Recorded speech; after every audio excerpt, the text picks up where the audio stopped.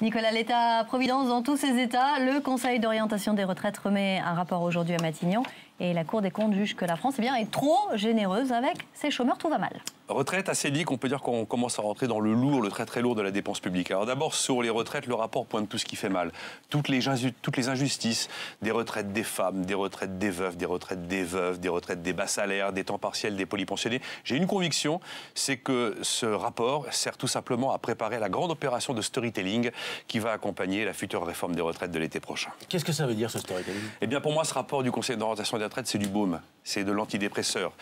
On donne l'impression, on fait croire qu'il y aura plus de justice pour pouvoir tout simplement mieux faire passer ce qui s'annonce. Et ce qui s'annonce, c'est très probablement la désindexation des pensions de retraite sur l'inflation.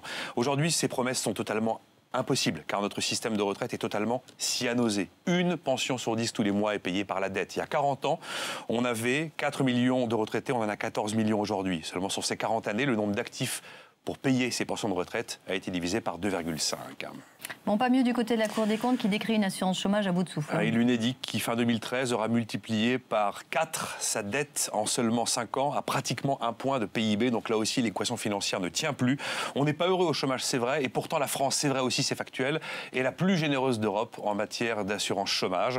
On a droit au chômage plus tôt, on a droit au chômage plus longtemps et on a droit à des allocations records quand on est au sommet et même des allocations plus généreuses quand on est en bas de l'échelle. Que dit la Cour des comptes au final? Elle dit qu'il faut réduire l'indemnité des cadres, parce que, soi-disant, les cadres seraient ceux qui touchent le plus. Alors, premier bémol, les cadres sont aujourd'hui ceux qui rapportent le plus à l'UNEDIC et qui coûtent le moins, parce qu'ils cotisent plus que les autres et généralement, ils connaissent des périodes de chômage moins nombreuses et moins longues. Et deuxième bémol, si on baisse leurs allocations, alors il faut baisser leurs cotisations.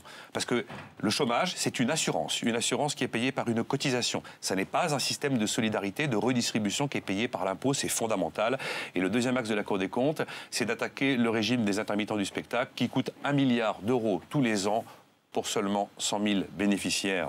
Alors Nicolas, quelle conclusion on peut tirer de tout ça? En 3 mots, j'en vois 3. La première, c'est que la pression sur le pouvoir d'achat se confirme inexorablement. Vous en êtes les témoins tous les jours. Deuxième conclusion, c'est que l'opération vérité sur les comptes publics s'est sacrément accélérée.